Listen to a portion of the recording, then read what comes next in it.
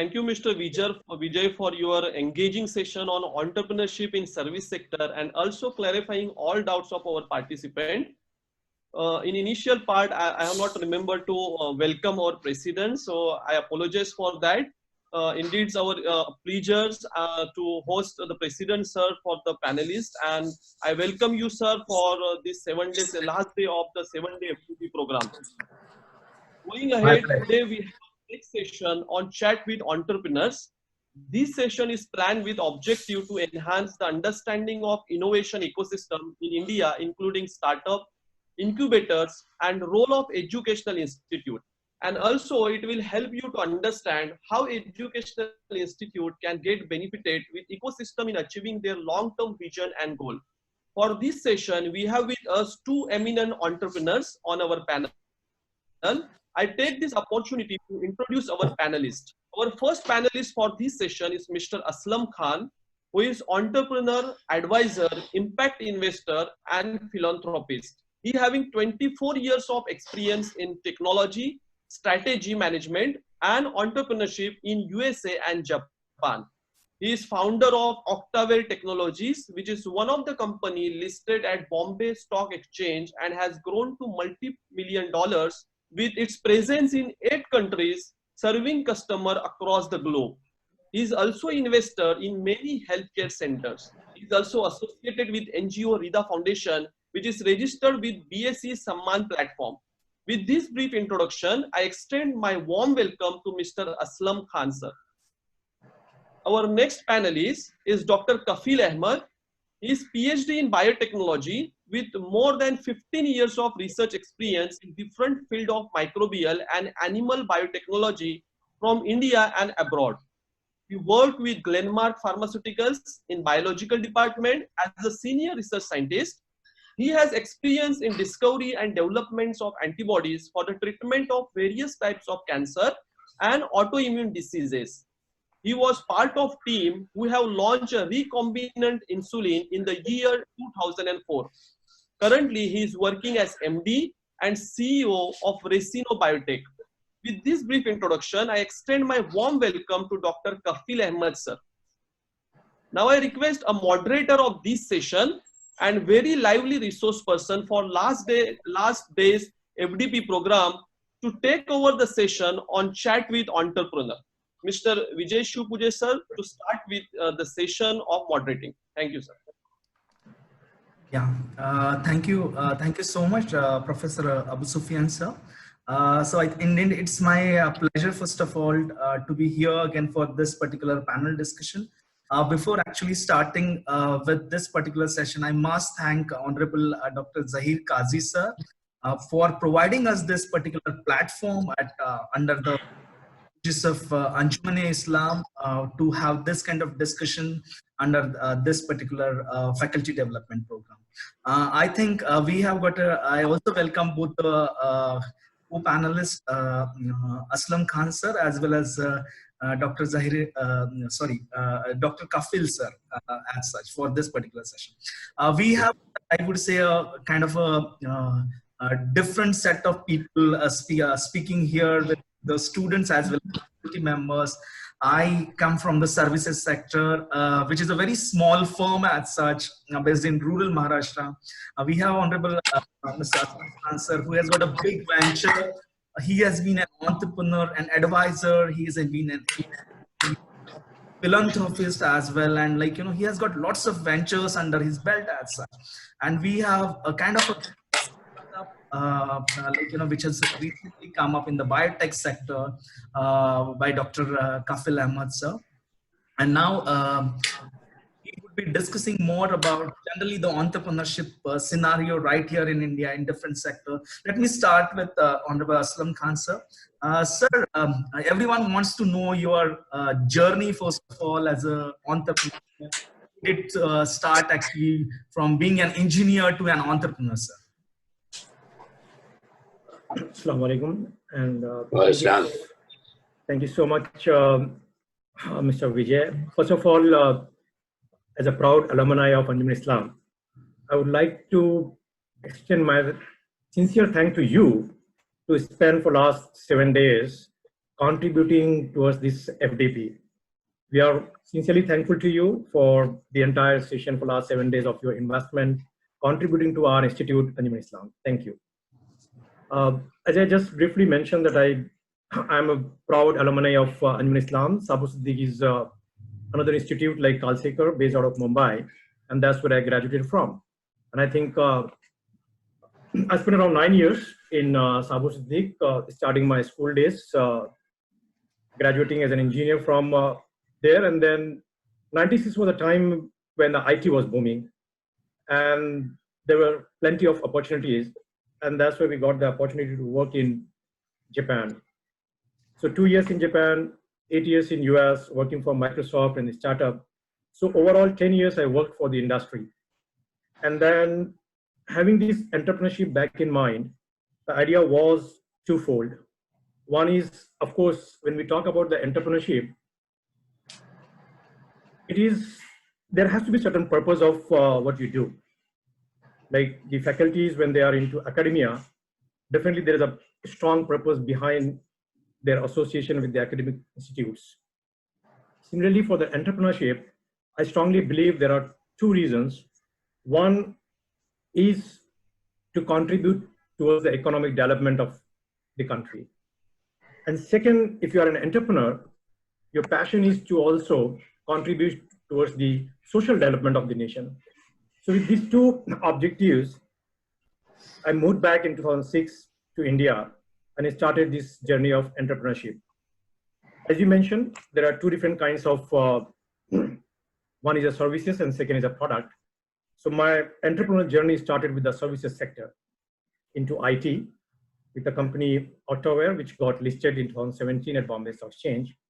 And later on, as an entrepreneur, you keep exploiting the opportunity. You keep an eye on the problems in the society and try to address those problems with certain innovative solution, which you have been trying to convey during your FDP program, that innovation and the invention is a key towards the entrepreneurship. And during this journey, there were a couple of innovations where I also established a product company in biotech, and that company is also listed in Bombay Stock Exchange just last year. So there was a brief journey of graduating from the Engineering Institute of Sabu, moving to Japan and US, coming back here to India after surrendering your green card and settling down in India, and then beginning the journey of entrepreneurship with certain purpose and certain objective, which I feel by the grace of God, still is a journey.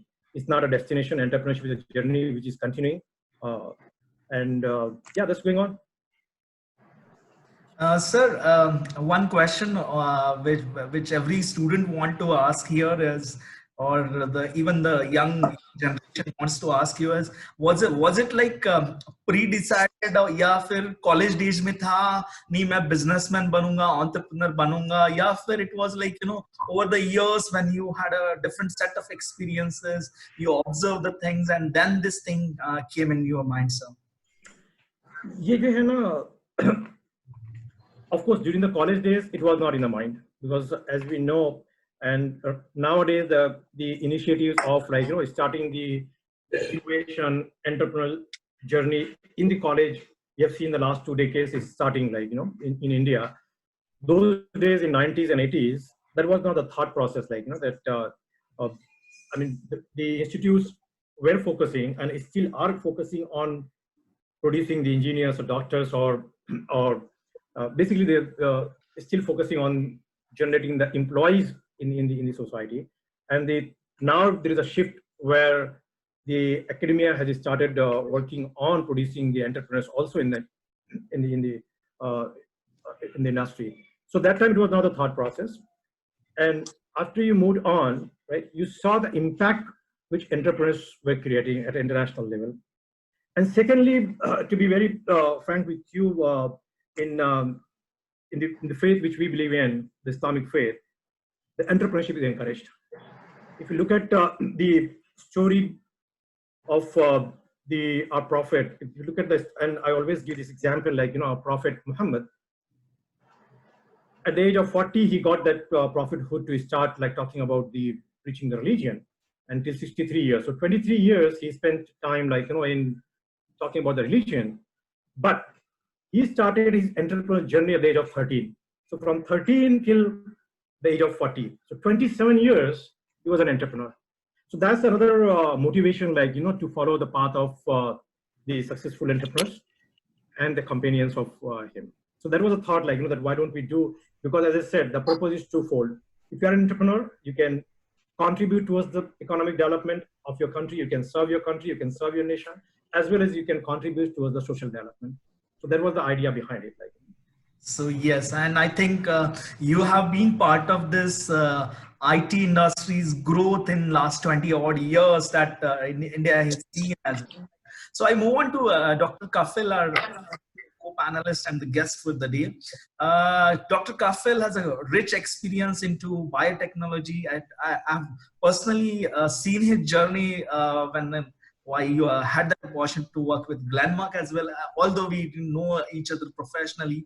But then, Dr. Kapil, how did your journey start from being a PhD, a biotechnologist, being basically a scientist? Usually what we have been discussing is a good scientist or a good researcher may not be a good businessman. But then how did you actually start with your journey as such? And also, trigger point I would say कि जब आपको लगा कि नहीं मैं scientist हूं but अब मुझे need to venture into something as a business Assalamu alaikum, good morning everybody, and it's really my privilege to be part of this discussion.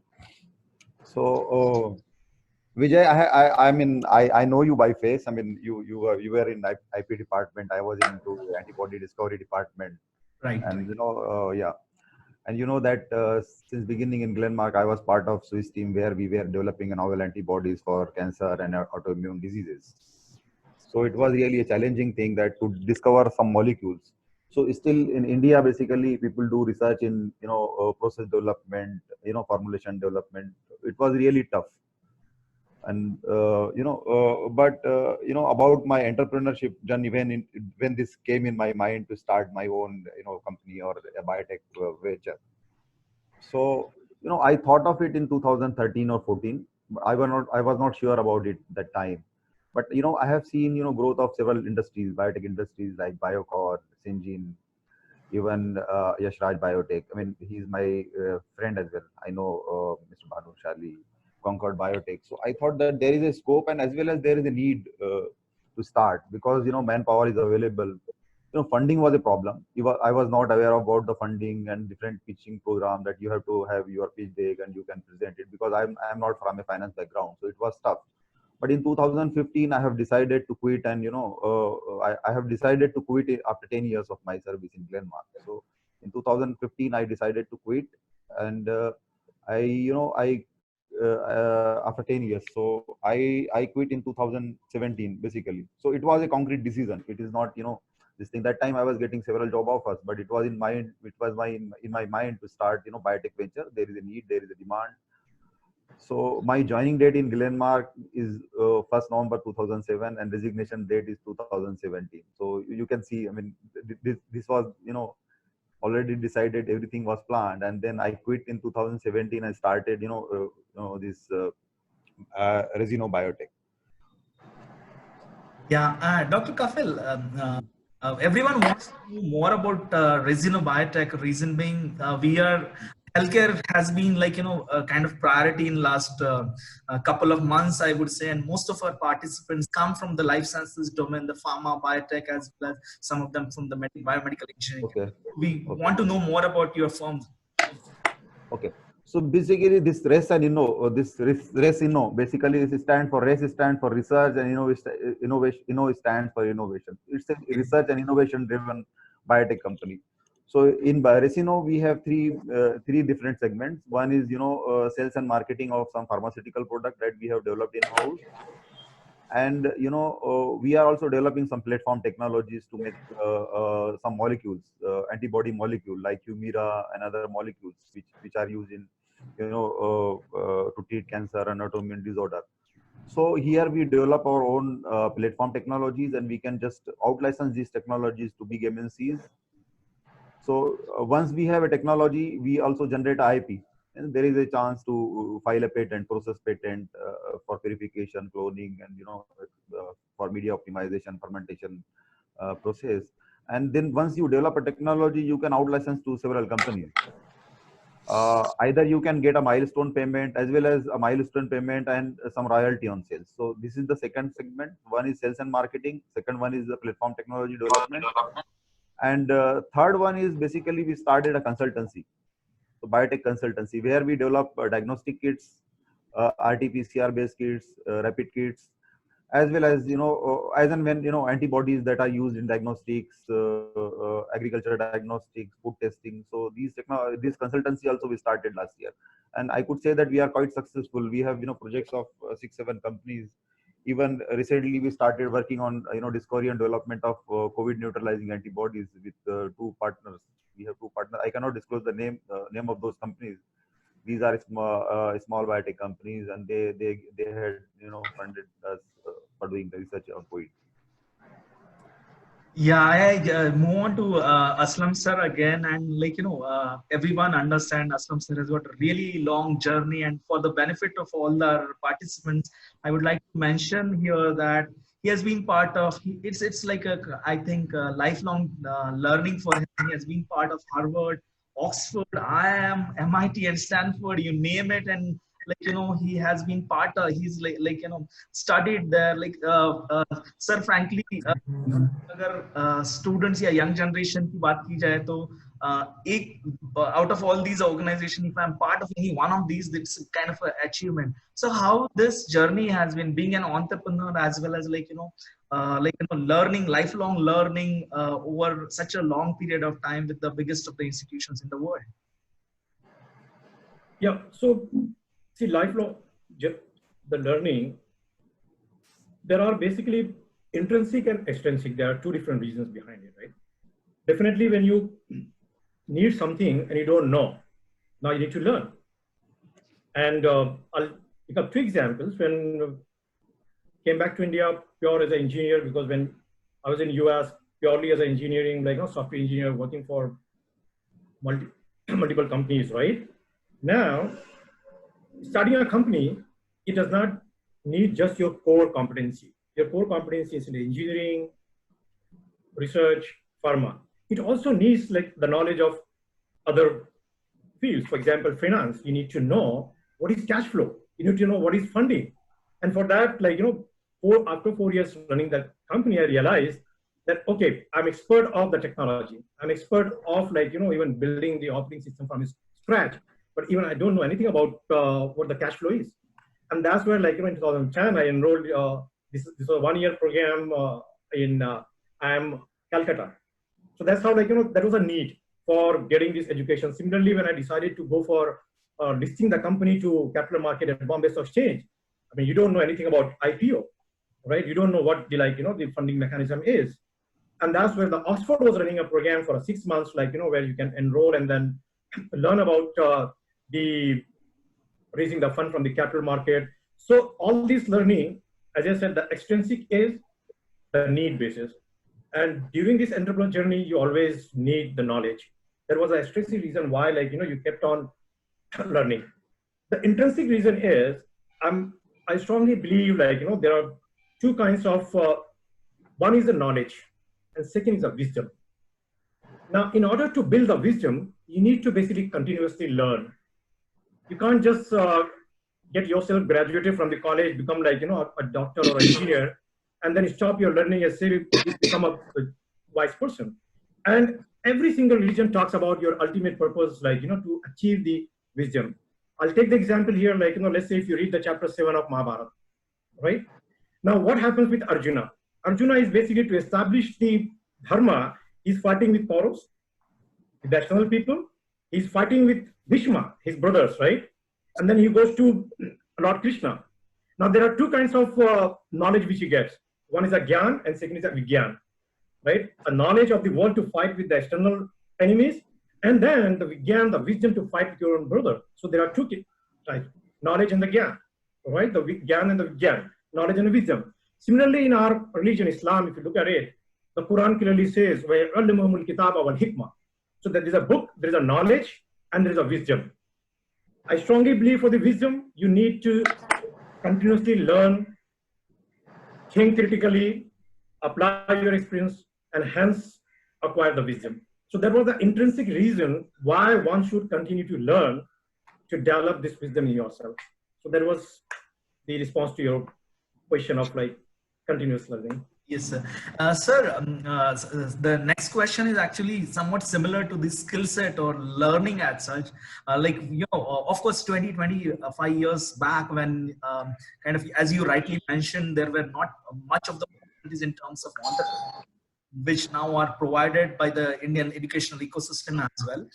What do you think are the right kind of skill set a student should look forward to if they really want to enter into the entrepreneurship? I have shared an article. I don't know whether there was a chance like for Professor Mujib and Professor Sharik to share. There was a research article about the developing the entrepreneurship from the university. A good case study from MIT and IIIT.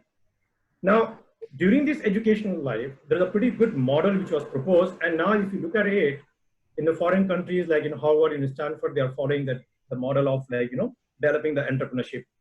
The research paper also talked about, and I'm sure the faculties who are attending here must have read and gone through that paper, right? And in that, the basic thing, for example, a student has to understand about problem solving. Of course, we do learn in engineering, let's say if they are the engineering students or any student, they learn about the problem solving, but the emphasis should be given more on the real life problem and the solution, right? The certain traits which basically helps you to become the entrepreneur are like these kind of things: problem solving, thinking about the innovation, having the crystal clear communication, that how do you communicate, even if you want to hire certain people, so how do you communicate and hire the people? The leadership skill that is required, in order for a person to be an entrepreneur. And I think these are the individual elements which the institutes are teaching. For example, the management is one of the subject I know in engineering it is there. I'm not sure about the pharma and the health streams of the institute, but now it has to be taught keeping the entrepreneurship in mind, keeping the leadership in mind, so that the entire, because each and every field is very vast. I mean, people are doing PhD in management. An entrepreneur, he's not supposed to go and become a PhD in management, because otherwise then the whole life he'll be doing a PhD in so many areas, right?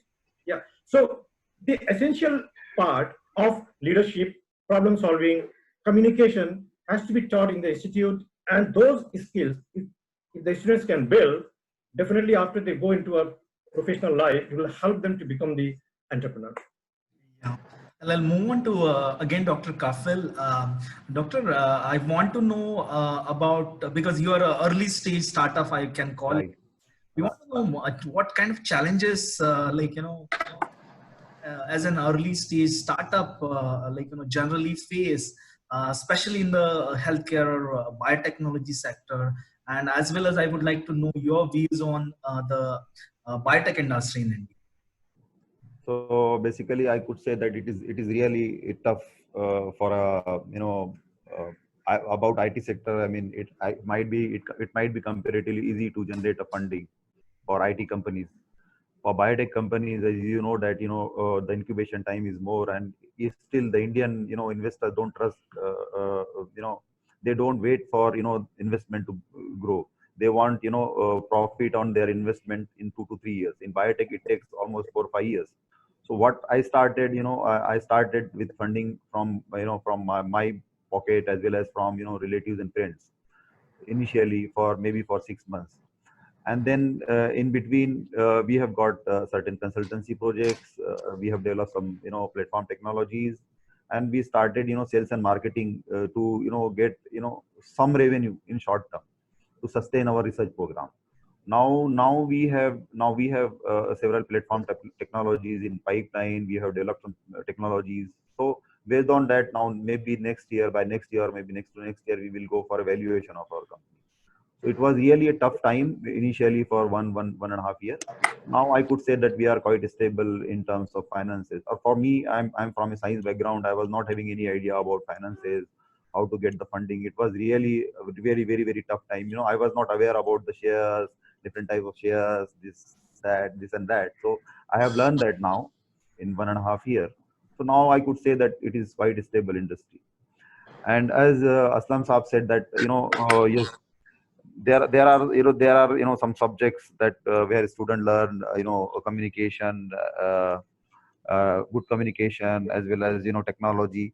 But I think that to start entrepreneurship, then it's better to get corporate experience of 4 or 5 years, and then you jump into entrepreneurship, because it is really tough.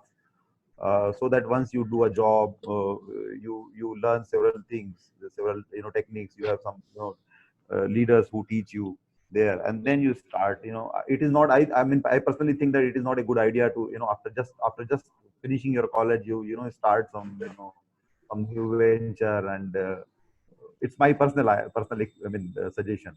I may be wrong, but Yeah, true. But then I think what is also important here is tap them really young, provide them some kind of industry experience during their education, yeah, maybe at the UG and PG level. That's yeah, I think yeah, one way out to look at it. yeah. Professor, actually, everyone wants to know more about the biotech industry in general in India, the growth of the industry. Because if we compare it with the IT industry, because I still remember in the early days, biotech by BT was always compared to the IT, and comparatively, if we see in last 2 decades, IT has grown manifold, and comparatively, biotech could not take that kind of leap as such. So, what's your views on that? Yeah. If you look at the growth, yeah, comparatively growth is slower, at least initially for 5 years. But after 5 years, it will be in fold, not in percentages, right? So once you have developed some technology or product, so there are different ways to earn profit out of it.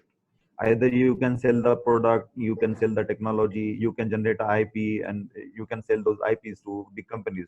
But initially, for 5 years, 4 5 years, it is really tough for biotech companies to earn a lot of profit. Because to develop a product, it takes time. There are different stages. It is not like IT sector. If you have developed some molecule, though it is a very potent or efficacious molecule, but you cannot directly put it into market. You have to follow the regulatory norms. First it has to go for a preclinical trial. Suppose you have a novel molecule, it is an anti-cancer or anti-COVID. I mean, maybe for a COVID-19 treatment. For any disease, you have to conduct a preclinical studies, then clinical studies, phase 1, phase 2, phase 3, and later on you can launch the product. So really, it takes almost 5 6 years to launch the product in case of therapeutic. In case of diagnostics, it takes minimum 2 years, 1.5 to 2 years for our development of the product, validation, then application to CDSCO or ICMR. These are the regulatory bodies for biotech or pharmaceutical product. So it takes minimum 2 years for a diagnostic product to launch in the market, and for therapeutic it takes 6 7 years to launch in the market. Plus the investment.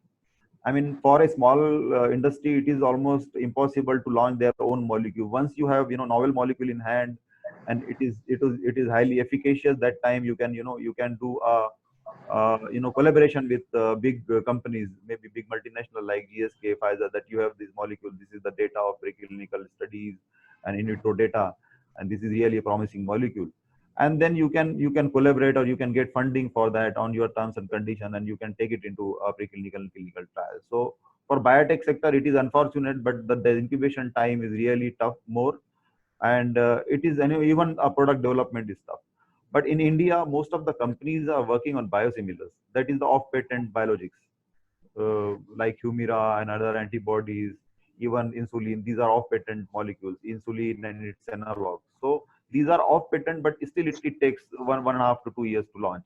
And very few companies like Glenmark and Biocon, they are working on innovative, they are working on innovation, real innovation. They are discovering molecules for different infectious diseases, as well as for cancer and other autoimmune disorders. Right. So I move on to again Aslam sir. Aslam sir has been a serial entrepreneur and a big time investor now, from from an engineer to an entrepreneur to now coming to an investor.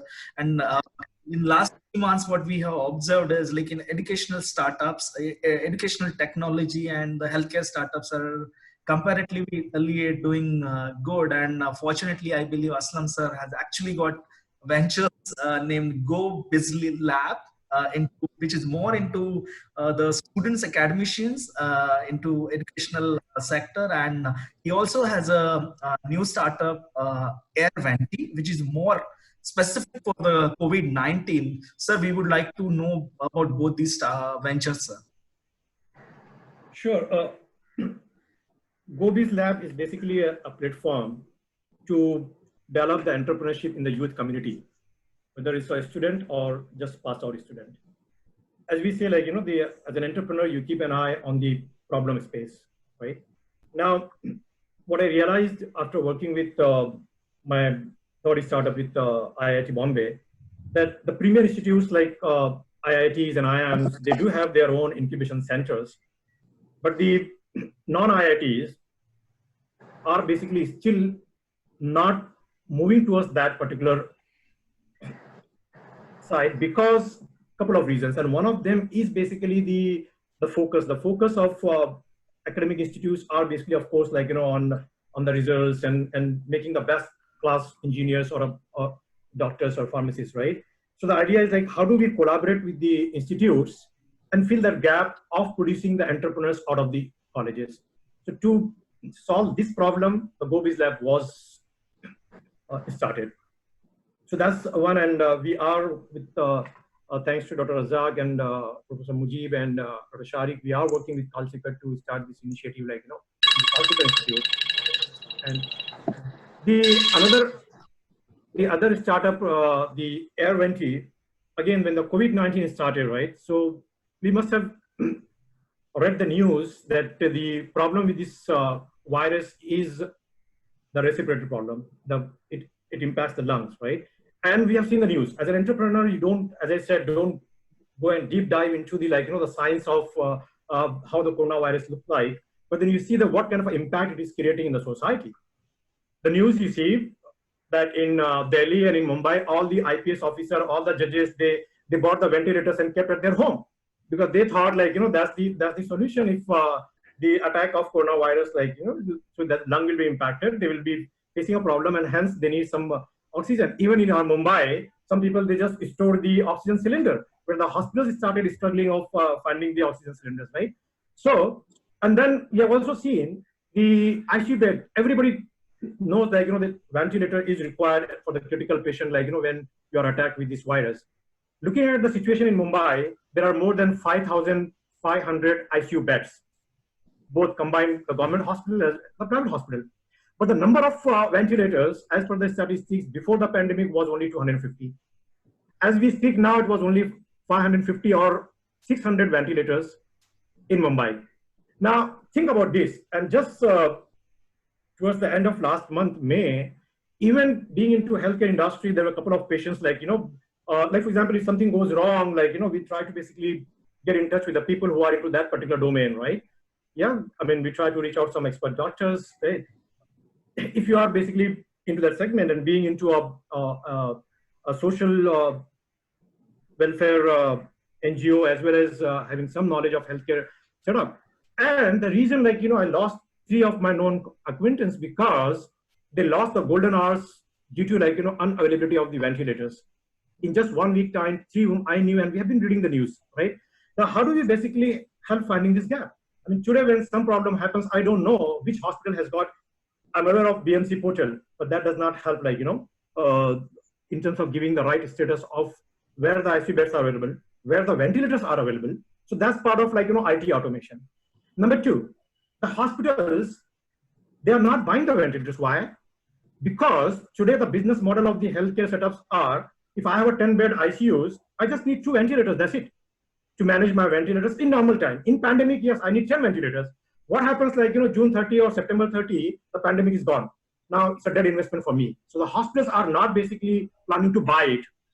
Okay, so they want to run the business as it is, irrespective of the lives are going. Now to basically bridge this gap, as an entrepreneur, you think of the solution, right? Now the solution is basically like, you know, to crowdsource the ventilators from the potential investors who are basically interested. I mean, today I'm not a bureaucrat, but yes, what happens, like, you know, if I have a ventilator which is not sitting idle at my home, but it is in some hospital, and I get the priority to go there. If I get the app to see, like, you know, where the ventilators are available, where the ICU beds are available, right? So with that idea in mind, we started the concept of Uber for ventilators. It's an Uber for ventilators. So you can own the Uber ventilator, you can give it to the hospital, it will make money, you share the money. Also, like, you know, the app is kind of like the Uber connects the passenger and the drive and the car. Similarly, it connects the ICU bed and the patient. So that's the app we already launched, and then we are working on this, providing the ventilators to the hospitals who are not willing to buy the ventilators. So that's basically a kind of an ecosystem we came up with to address the problem of the visibility of the ICU beds, the visibility of the ventilators, to provide the ventilators to the hospitals, and to give the peace of mind to the potential investors who can afford that. Yes, I have the ventilators there. Tomorrow, if something goes wrong, I can get it. It's like your Uber. So you have put the Uber on the Uber platform, but tomorrow you need to go to Lonavala for your own excursion. You can pull out from the Uber and use it for your personal use for 3 days. So same thing, like, you know, here, the entire ecosystem is just a innovation, not the invention. Yeah, okay. yeah. So that's all about this AirVenti, the new system which we have launched. Sir, of course, everyone wants to know here is when was this launched and how is it doing as such, because we are in still in that particular pandemic. App is already launched. It's available on the Google App Store just 4 days back. That's where the moment the app was approved by the Google, Apple yet has to approve. So it basically got approved. There were a couple of media houses. They picked up this news and published it 2 days before. Now what we are planning to basically work with, collaboration is very important, like, you know, to work with the government. And that's where, like, the second half today, we had a meeting last week. We met one of the member of parliament in our area to seek their need to issue a circular or a GR for the hospitals to keep updating their availability with the software. As a startup, like, you know, you don't wait till the product is 100% ready. So today the app is not integrated with the machine, where you can basically automatically know the status of the machine, whether it's on and off. It is manual. Over the period of time, you will make it available automatic. So right now, if the manual is on, for the manual update, you need the support and the coordination from the hospital. In order for them to support and coordinate, you need a government pressure, right? And that's what the strategy is all about. Yeah, so it's more of a collaborative effort, right? So I just want to Dr. Kafil, with his experience with being a scientist now to being a businessman.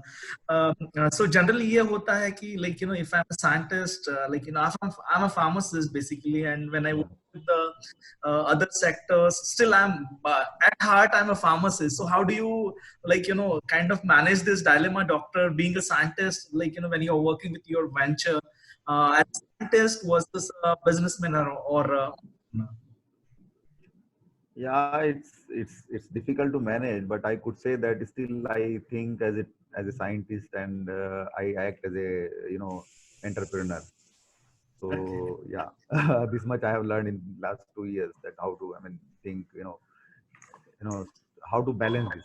So I'm trying. I always try to balance it, because when you get a training as a scientist, so, you know, it is really a different type of training. You see a lot of failures, because you I mean, mainly you are, when we are, you know, into innovation. So every day we see a lot of failures. You know, this experiment is failed, that experiment that experiment is failed. So we are generally immune to failures. So I mean, I don't get frustrated, because it is my habit to see the failures. So, you know, it was a tough time, but I was never nervous about this. I mean, that I started where it will go. And yes, basically, my finance, you know, this I have learned, because, you know, it was really new for me. But I have now, I know how to balance the finances, as well as, you know, your research program, as well as how to, you know, manage the salary of the employees, everything. So I have learned in these 2 years. So Alhamdulillah, now everything is, I could say that is stable, and we are looking forward to get some funding, more funding for research, as well as, from some big business houses once we develop a technology. So that's how. Yeah, I think it's more of, as everyone would definitely agree, as sir would Yeah. also agree, that it's more of a collaborative effort than rather than Yeah. effort, and you Yeah, need to because teamwork. even when we started, it was difficult to for us to where we will do the experiment, because once we set up a lab, we need around 4-5 crore rupees. So we did several collaborations with the government institutes. We have been incubated at 1 or 2 places, and we have several private collaborators where we conduct our research work. So yeah. Of course, you mentioned about the incubators, and now my next question is to Aslam sir again about the innovation ecosystem in India, and especially the incubators. Everyone knows now, like, even the Kalsekar campus at Panvel has got an incubator. So we would like to know your views and the way ahead for these incubators as well as the academic institutions, sir. So what is the question? Can you just repeat that? Your views on the innovation ecosystem in India, and specifically with respect to the future of incubators in India. See, definitely, as I said, innovation and incubators is a need now. The ecosystem of incubation centers is started in 1950s in US. Okay, in Israel, till when Israel got created, that time, they started and they felt the need of entrepreneurship, and the incubation is the way of creating the entrepreneurship at the young age, right? And this momentum is in India is happening after the dot-com blast. We could see that, the innovation ecosystem, the incubation centers. Look, IIT started in around 2000 time frame, and prior to that, there was no incubation center, right? Plus, the government of India is coming up with a lot of schemes encouraging the institutes, to develop the incubation center. So even if you say Make in India, all those initiatives are encouraging the institutes should come forward, right, and capitalize on those offerings from the government. And today the world has opened up. Earlier, there was, of course, a challenge. Let's say, for example, 20 years back, if you needed the resource people like yourself, right, to come to a college, I mean, it was difficult. Today is a digital world. Even you can get the mentors all the way from Harvard, all the way from Stanford, from the US, from Microsoft, right?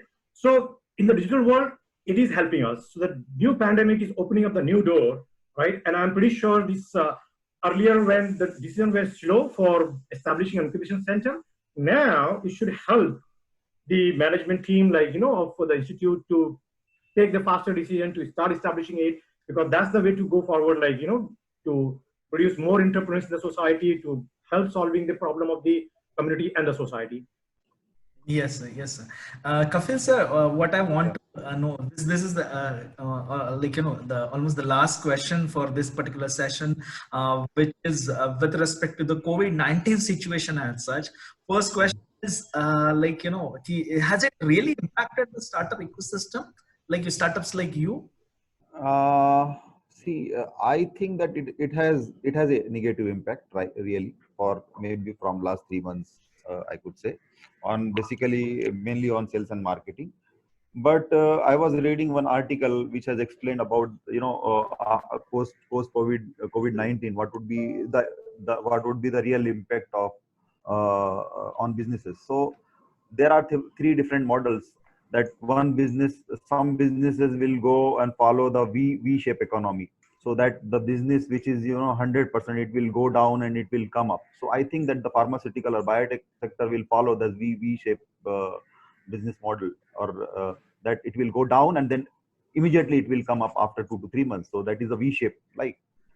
So after COVID-19, it will come up to its original value. And then some businesses will follow a U-shape economy, where it will go down from 100% maybe to 40% or 50%. Then it will follow a U-turn like that, maybe for few months or maybe for few years, and then it will come up. These businesses, for them, it is really critical. I mean, stage to survive at this point of time. Maybe if this U-turn will be plateau will be for maybe for 1 year or 2 years, it is really difficult for them to survive. and some businesses which are more critical is like, I mean, you know, L-shaped economy. It will go from 100% to 20% or 30%, and then it will follow that L shape for maybe for years or 2 years. So for them, maybe they have to shut down. I'm not really expert in, you know, finance and all. I read articles and whatever. I mean, based on my understanding, I'm just explaining it. So I could say that I'm purely a scientist, so I don't understand much about finances. But on ground level, it has really impacted, right? It has impacted, but it is fortunate for a biotech industry or a vaccine industry that, I mean, this time, I mean, even during this pandemic, we have got 3-4 different you know, projects funding for development of neutralizing antibodies, and there are, you know, worldwide there are more than 150, you know, vaccine projects, as well as, you know, 16-17 novel antibody discovery projects to fight this deadly infection. And, you know, I was reading about it that even in, you know, antibodies will be more, you know, promising as compared to vaccines, because there are chances that, you know, virus get you know, some mutations. So in case of antibodies, we can make a cocktail antibodies. Instead of an antibody, there is a treatment of 2 to 3 antibody. We can just mix it and just do a formulation and can be injected in a person. So it is, you know, this antibodies will be more, you know, useful for old age people as well as for the children, because their immunity is low. So if you give a vaccine, there might not be a sufficient production of antibodies in old age patient, but in case of antibodies, you are directly giving some, you know, antibodies which will directly, you know, fight to the antigen, basically coronavirus. So I think that it is a good time for biotech industries. Yeah, Aslam sir, of course, Dr. Kafil has recently started with his venture with the startup as such, but that too in a sector which has been like, you know, kind of, we would say, gives your output in a very long run instead of short run. So your view on this COVID-19 situation and post-COVID-19 entrepreneurship scenario specifically, because you have been an investor, you have been an entrepreneur, successful entrepreneur, I would say, serial entrepreneur, and like, you know, so your broader view, because I think your views matter more reason because of your varied experience as such in the ecosystem, sir. Sure. See, no doubt, like this pandemic has impacted both the personal life as well as the business life for everybody, right? And that's the fact. If you want to support it with the numbers, look at this, even the Bombay Stock Exchange, out of 5,000 companies listed, in the last 3 months, 700 of them have been delisted. So out of 5,000 companies, 700, like, you know, which roughly around 17-18% of the companies within 3 months. I mean, it takes 4 to 5 years to list the company to a stock exchange, 10 to 15 years of your effort, like, you know, to list that company, right? And then just 3 months to delist it. So yes, there is an impact. However, every problem, it also creates the opportunity, right? Like, for example, as I mentioned about this, the new startup which I just floated, the another expansion, like, you know, see, we are in a layman terms, we have heard about, like, you know, our speech of our Nitin Gadkari Saab, our Piyush Goyal Saab, like, you know, they are instructing the real estate developers to correct their prices. So of course, like, you know, the cost of the apartment complex are going down. Maybe, like, you know, instead of going down, we can say correction. So this pandemic is also bringing the correction in the bloated number, right? So similarly, look at IT companies, like, you know, this, with all due respect to all my colleagues and everyone, like, you know, who is into IT industry, the kind of expenses had gone, like, you know, many folds. And now this pandemic is correcting those humongous expenditures. To the matter of fact, like, you know, I mean, as we speak, we have a target for 30th June. I'm starting a new branch in Bangalore, all right? Already we have hired more than 50 engineers in Bangalore for Bangalore office. So this is also creating the opportunity. But we need to see, is it the traditional way of the opportunity or the out of the box? Now one has to basically think out of the box. The traditional thinking will not yield any new opportunity. You have to go out of the existing way of working, think out of the box, like, you know, that what are the opportunities which are existing in the market, and then exploit those opportunities. So definitely, I'm a strong believer that any crisis, it brings a problem, to our personal life as well as our professional life. But at the same time, the same crisis also opens up the door for the new opportunity. And if you read back the history of the dot-com blast, the financial crisis, every single crisis has given it emerged the new opportunity for the entrepreneurs. So definitely the entrepreneur ecosystem will become more stronger, right? And the people who think out of the box will survive. Yeah, and I think that holds true for each and every generation. Thank you so much, both my co-panelists. I really wish Dr. Kafil best of luck for his new venture and moving ahead. And for Aslam sir, I think it's my indeed a pleasure to interact with you on the platform like this. And sir, I just wish that for a longer time you would be keeping inspiring all of us, the younger generation and all. So thank you so much, Ivan. And I conclude this particular session with a view. Vijay sir, yes, before we conclude, there are a few questions in Q&A tab. So see if you can take a few of those questions. Yes, sir. Actually, there have been a few questions about the collaborations and the fundings. Actually, most of the people are more interested. In fact, we had a few of the questions with respect to the funding opportunities available as such. So maybe Aslam sir can comment on this. The different kind of funding opportunities for a startup or a startup or entrepreneur at the early stage. And also, is it necessary to have some backup, financial backup, basically, for our startup? Yes, I could see there are 3 different questions. Yeah. What are the current challenges in exploration of our products in market as entrepreneur? So I think this needs a little bit more elaboration. Because, yes. Reading that. Yes. The second question, Mr. Junaid is talking about that he's trying to find the software or IT engineers to work as a co-founder. Yeah. And he went to Bangalore, but he could not find a person. So I can address this question because all my startups, in my last 14 years of journey, I started 9 different organizations and I failed in 3 of them. So definitely I have tested the failure also, right? And out of 3 are listed at BRC, right? So, and not a single organization which I have is owned wholly by myself. I'm not the single owner of any of my company. There are co-founders, there are partners in the business. Now, it's very important that when we talk about our new startup, and when you look for the new co-founders, definitely when you are ready to start your new journey, a new path, you have certain ambition, you have certain vision in your mind. Now, are you able to communicate the same vision? And are you able to find out the person who has the same equal passion like you? Sometimes, you do have certain vision and you are not able to articulate that vision. You're not able to communicate properly to the second person whom you are looking for as a co-founder. Maybe there is ambiguity. So in that case, what I would suggest, the gentleman who is looking for the co-founders, the entire startup ecosystem is based on the co-founders, right? Startup is not basically there are very few startups. In fact, as an investor, if you are a single founder of the company, the investor, they don't invest in your company. That's the first criteria of any investor, right? If the guy has started the company alone, it's a risky startup. Don't even invest in his company. That's first qualification criteria.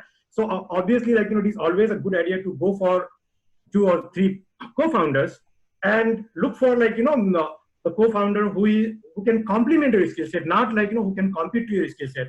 If you're pretty good in finance, if you're pretty good in technology, look for somebody who is pretty good in sales or marketing. Now, obviously, if you want to hire someone who is better than you or like you, obviously you don't want to hire somebody who is not like you or who is having a less competency than you, right? So if somebody is equally smart, that means you need to have that proper vision to communicate and to share with him. Why should he join? Why should he join with you, even though you are ready to shell out more percentage than what you want to own? Let's say, even if you want to say, hey, look, I will give you 60% of the company, but is he seeing what you are seeing 5 years down the line, 10 years down the line, where you want to be? Are you able to properly articulate and communicate the person? Can you show him that, okay, 10 years down the line, we would be here. and we will basically enjoy the food. So that's the basically like, problem what I have seen. The people are not able to properly communicate, convey the dreams and the vision, and the other person in that ambiguity does not join.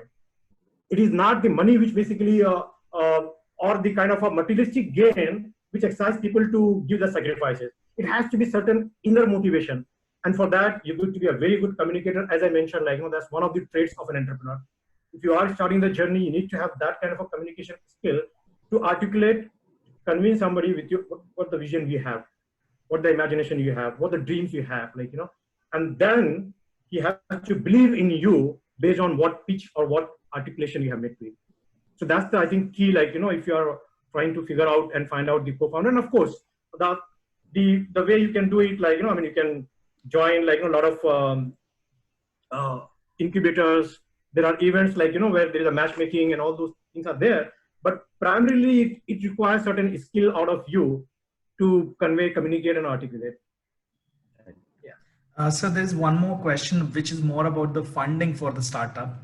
In fact, we had floated this question, for the entire FDP, if there are any questions. So in that, we had lots of questions about the funding opportunity as such for a startup, especially at the student level or the faculty level.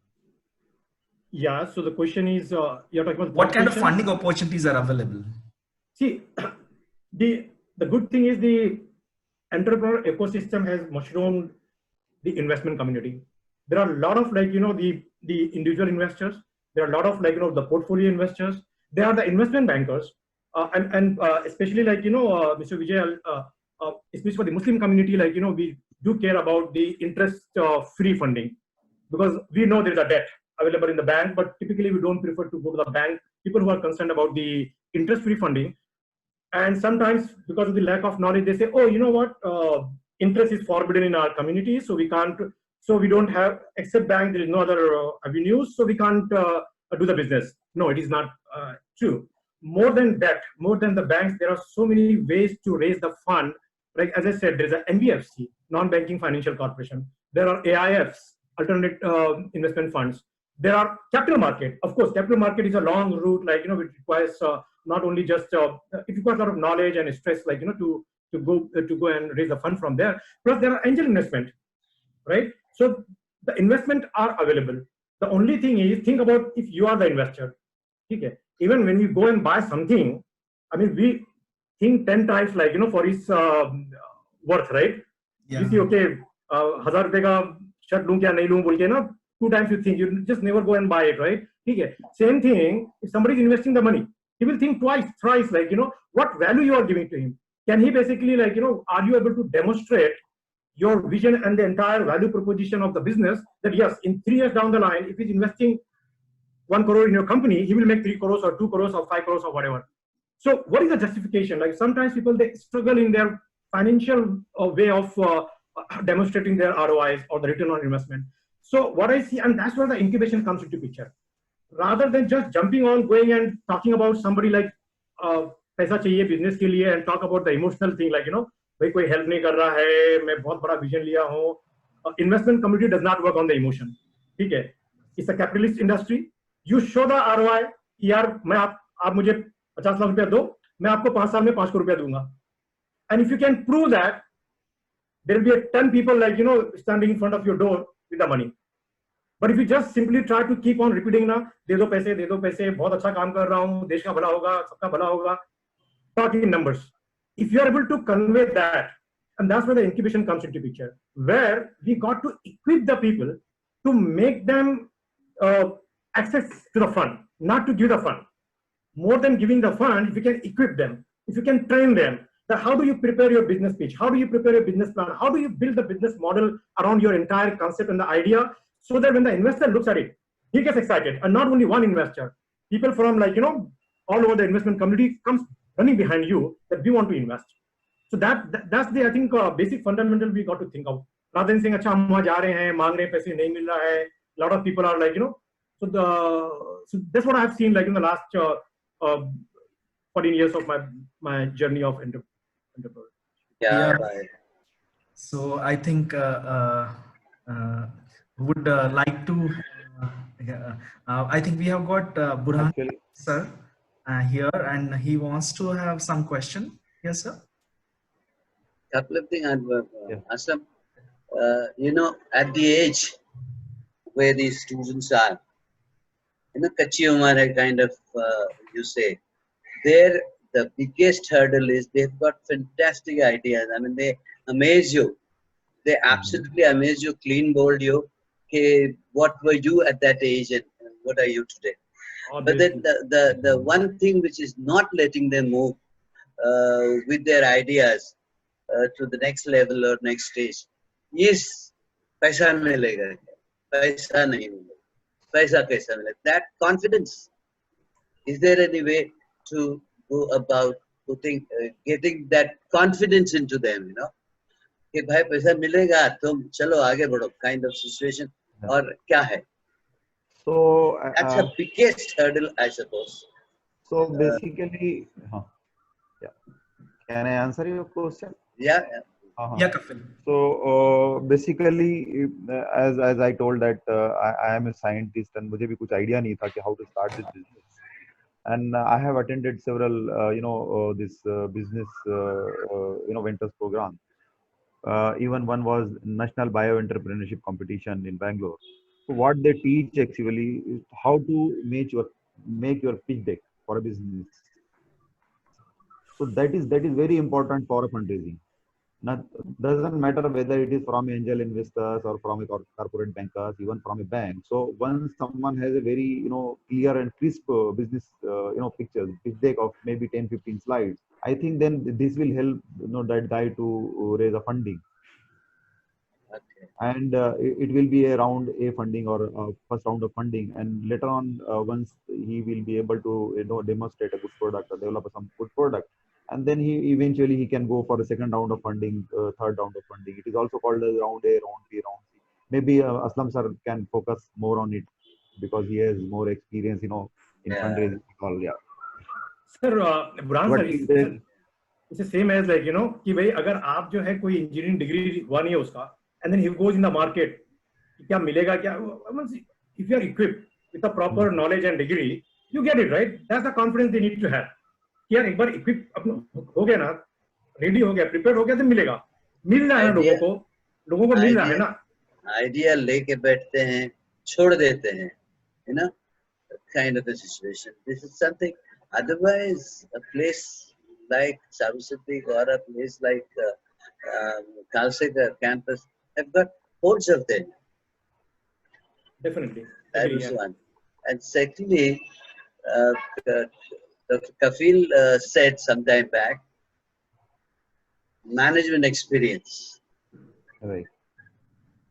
I, sitting here, have lost a whole company of 300 crore worth in, I mean, it has not gone to marketing yet with the shares.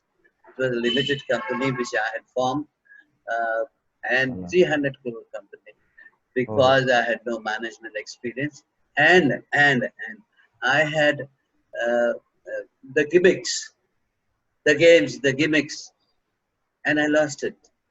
I lost the whole company, which was formed by me. I was a 50% stakeholder. फिर बाद में वो filter होते गए with the investors coming. I mean, the time when even people like Arthur Andersons and PwCs come after me to find, to get me the investors, the donors, private placement, etc., etc. And I lost it. Management experience is very important for me. Right. I suppose a very, very important point. Which okay.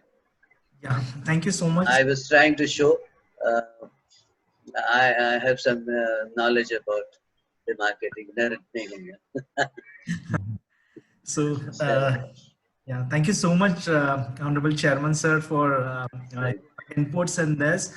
I think what Kapil mentioned or Aslam sir also mentioned, with a view that actually, like, the incubator center at AIKTC would be in a position to actually have like Aslam sir very rightly mentioned कि आपको उनको काबिल बनाना है students को to be able to fetch the funding instead of just running after the funding, and with a wish that this particular incubation center, which has been like running under the able leadership of the management at the AKTC, would be in a position to do this in future. And all of us, Dr. Kafel, Sir Aslam sir, and me, as well as all the co-panelists, would definitely have that opportunity to contribute to it as well, and with the view that this would be like the future for like the institute as a campus, as well as the entire Anjuman-e-Islam family.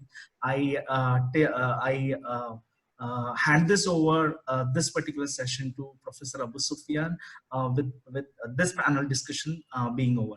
Thank you so much, everyone, being part of this. And